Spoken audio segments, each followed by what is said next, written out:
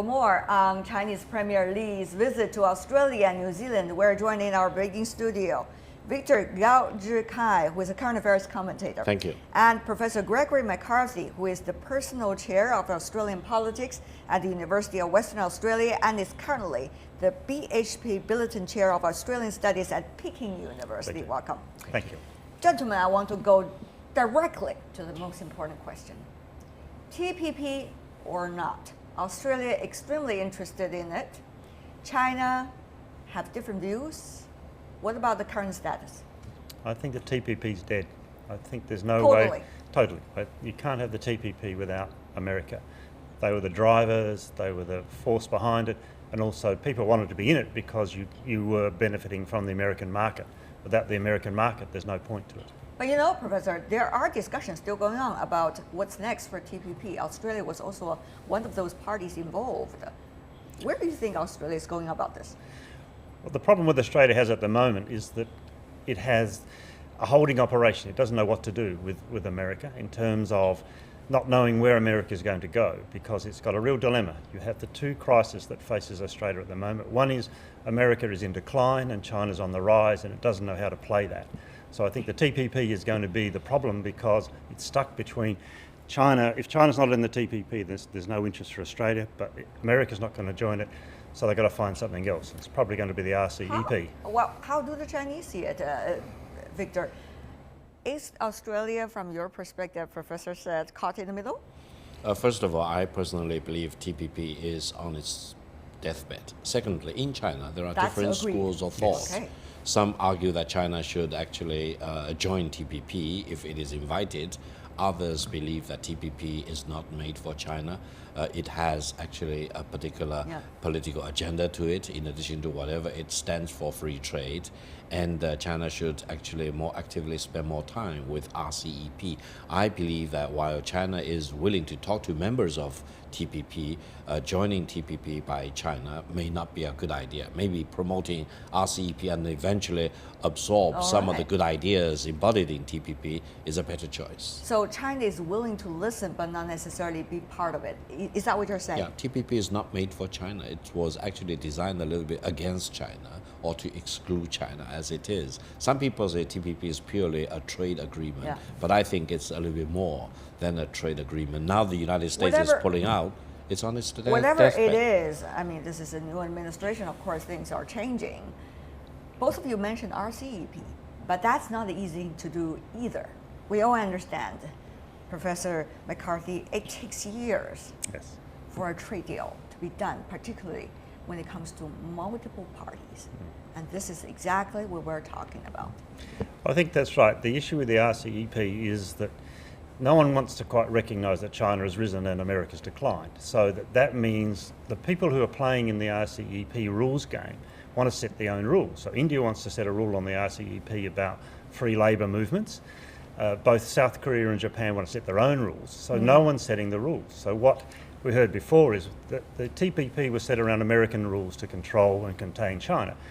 But the RCEP is that there's no one driving the rules that can control everybody else, because everyone else wants to set the rules. What about Australia? Well, Australia's such a middle power in this game. We were quite interested in the TPP, but there were problems, partly because of the property right rules that China was worried about too, and secondly about pharmaceuticals. So we had our own problems with what the American corporations were trying to push in the TPP. But what about RCEP? This is exactly what I'm saying. Well, I think the RCEP is the chance because there's so many people need someone to take leadership. And I think China's the potential leader in that role. Okay. Now, I think what may drive RCEP is the fact that the world still needs free trade, even though the United States decided to draw by and may resort to protectionist barriers. This actually will urge all the other countries needed for free trade to become more active in promoting RCEP, which is a real viable substitute for TPP. Now, TPP is out of the question, and more interest will be devoted to RCEP. We That's all my hope. understand more interest will be devoted to RCEP, but that's exactly the question I asked both of you. That is, who's going to set the rules, who's likely to lead the role, and who is likely to have the most input in it, or is it going to be really a collaborative one? And if it is a collaborative one, how long it would take, and nobody knows. But then that means, what about from now until then? What is going to be the rules? Is there a platform? That's the question. Yeah, briefly. maybe RCEP could benefit from taking over whatever that has been written into TPP and try to absorb whatever good elements there are in TPP What and are these absorb that elements? into the What RCEP. are these elements?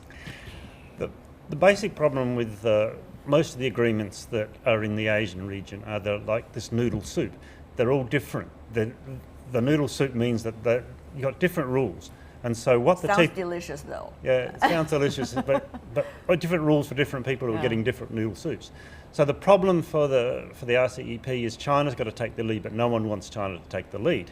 And therefore you've got this dilemma. China is the biggest power to do it, but no one wants to do it. Is that the problem? Is that the problem, Victor? I think gradually it should be less of a problem if it is a problem today.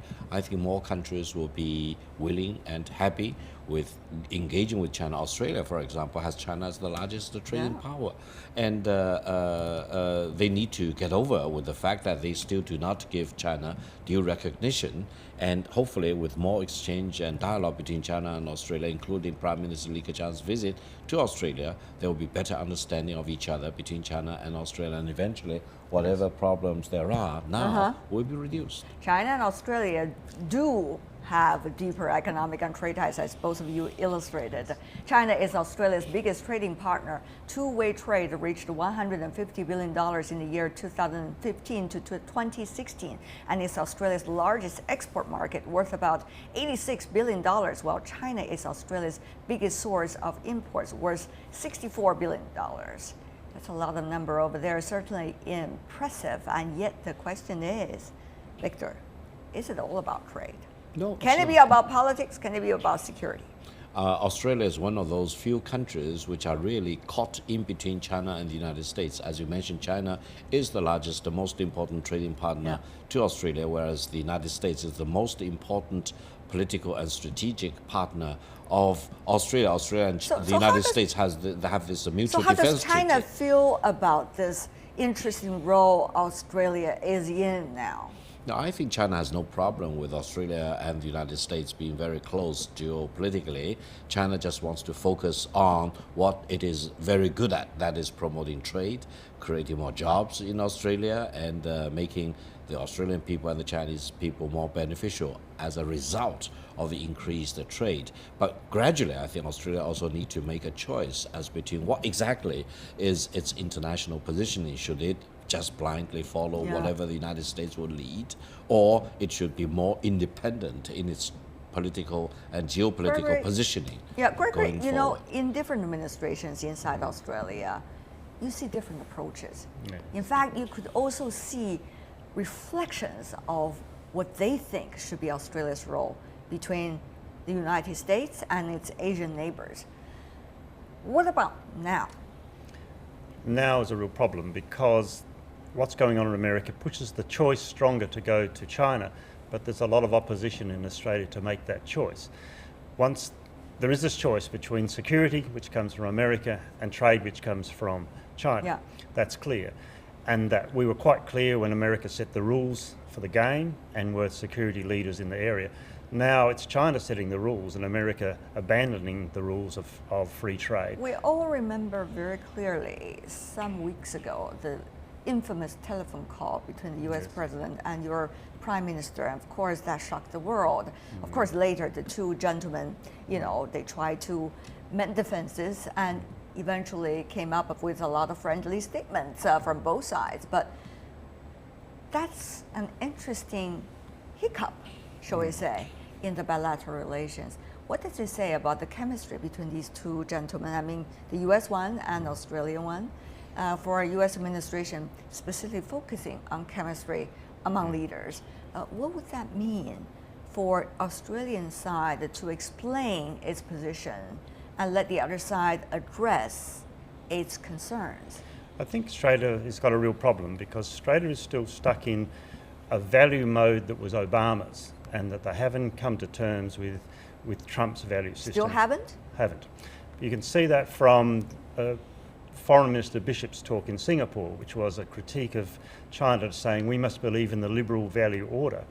But Trump doesn't believe in the values order. He doesn't believe in that value system. That was quite clear. What he believes in is sort of authoritarian populism.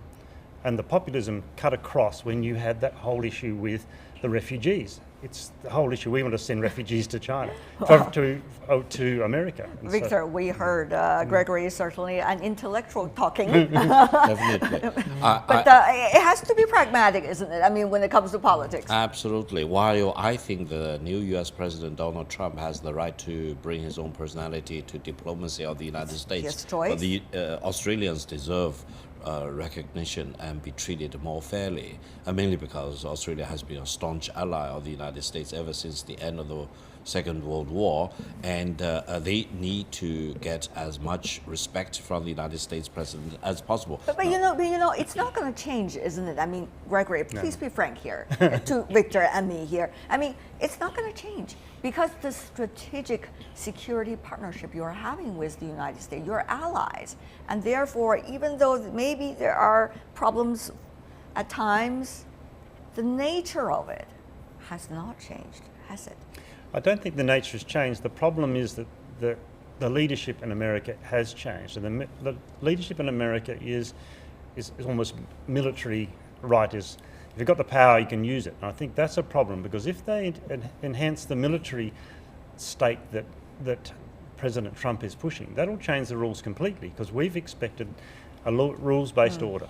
Yeah, while I have my personal view as to whether the United States will benefit from abandoning free trade, and history eventually will be a better judgment on that, I think for Australia to give up free trade will be a suicide for the Australians. Therefore, Australia has no other choice. Trade. They need to continue lifeline. to push forward with free trade, with market practice, engage with other countries as much as possible as friends to promote Australia export and import. And I think this is a value choice for Australia. They can no longer follow blindly what the United States is leading for itself or for its allies. And Victor already giving the directions Australia could have. But having said that, even about the economics and trade, Australia is facing its own dilemma at this point. I'm not just saying challenges because you also have a lot of opportunities. The question is, China is having this so-called structural reform, decapacity. That means not too much raw materials anymore, all the time. Australia, a country rich in resources, that's going to be a big question mark for Australia. Which is going to be your destination of exports? How much will be? Where's going to be the big future of Australian trade? So far, we've seen the future of Australian trade still is tied to China. And last year, iron ore prices went up, and therefore trade was very good. Right. The issue that Australia faces is that it's got very large infrastructure problems to deal with, and will it embrace One Belt, One Road or not? Most Australians have no idea what that means, but they're desperate to have energy security, and we need so much infrastructure expenditure, which China could support. So there's got complementarity now between seeking Chinese investment into saving energy and energy security in Queensland and on the eastern states, because we just don't have energy security, and we need a lot of Chinese money to make that happen. But politics may not make that happen because the politics tend to be anti-China. But you know, Victor, yes, Chinese investment, but Chinese investment is not going to be as it used to be because you see still some policies toward exports or particularly overseas investment. So, Victor, how much China could contribute to our infrastructure overseas? China has been contributing to many countries. And what would Australia be in the overall map, shall we say? No, first of all, I think some of the existing difficulties China is going through are temporary. Once we make this readjustment, I think China will bounce back in terms of increased investment overseas, helping other countries to do the infrastructure, connectivity projects, etc. Therefore, I'm more bullish and confident about the medium term and longer term Chinese outflow of capital in support of other countries, especially in the connectivity sector. Secondly, I think if you ask ordinary Chinese companies or wealthy families, Australia figures very prominently on the top of the list. Why? Because, as a matter of fact, many Chinese companies put a premium to the rule of law tradition in Australia, to the vast resources, to the tremendous amount of need to build up infrastructure and connectivity, and also in the very high level of complementarity between the Chinese economy and the Australian economy. Therefore, I think if the Chinese are wiser and the Australians are wiser a little bit, I'm very bullish about mutual investment between China and Australia. We all need to get wiser. That's the conclusion, I guess, for now. But I'm sure the two prime ministers, they are wise in meeting one another and trying to figure out a better plan for both countries. Win-win, as we say. Win-win. Always. Win-win. Victor Gao Zhikai Thank you. and Gregory McCarthy. Thank you so much, gentlemen, for being with us.